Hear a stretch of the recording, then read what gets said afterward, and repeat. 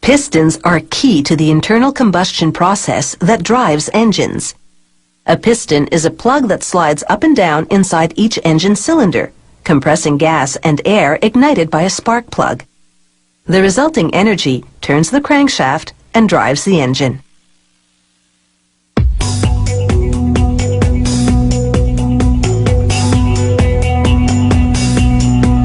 This company makes 9,000 different types of pistons, for everything from dirt bikes to car engines.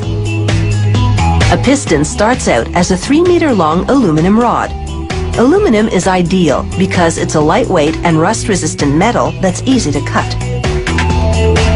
A rotary saw slices the rod into slugs, the length of which can be changed by adjusting the feeder machine to push the rod at different intervals.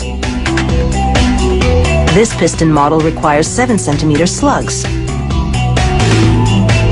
The factory recycles excess aluminum shavings.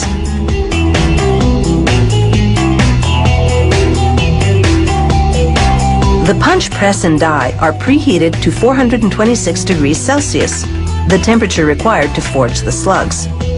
The slugs are brought to the same temperature in an oven. The punch applies 2,000 tons of pressure to form it into the initial shape of the piston. He dunks about 1 in 10 forgings in water to check for defects.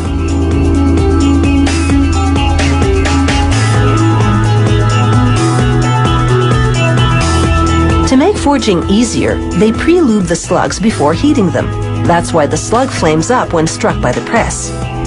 It only takes 2 seconds for the press to do its job, but the forgings are so hot they need at least an hour to cool before the next step.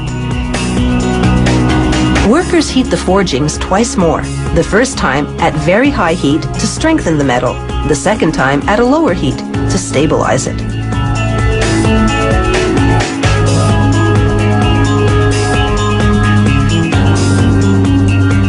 Now, they insert each slug in a lathe to give the forging the correct shape for machines that handle it later.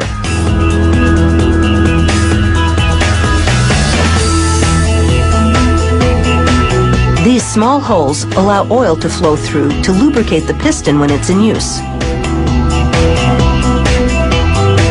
Another lathe reduces the diameter by 3 millimeters. The same machine then cuts 3 grooves, 2 for compression rings and another for an oil control ring.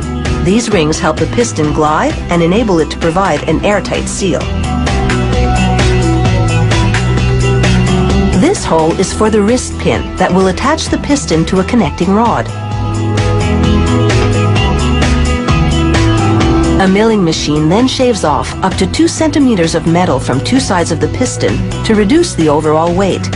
The white liquid is lubricant to cool the area during cutting.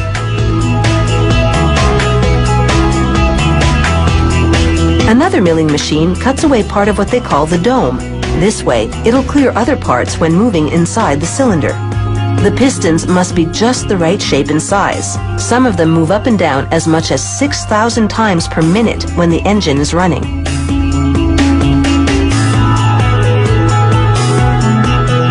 Next, a lathe shaves a hair width more of the metal from the outside. This cut enables the piston to expand slightly when heat builds up inside the cylinder. An automated drill makes 2 intersecting oil drain holes to enhance lubrication of the wrist pin.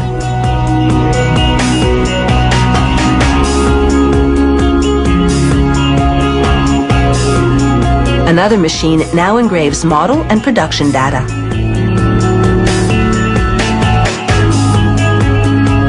Here, a worker removes sharp edges created during previous operations.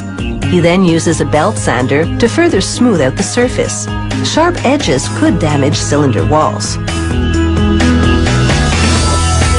This cutting machine shaves off a bit of metal inside the pinhole, so the wrist pin will fit snugly inside.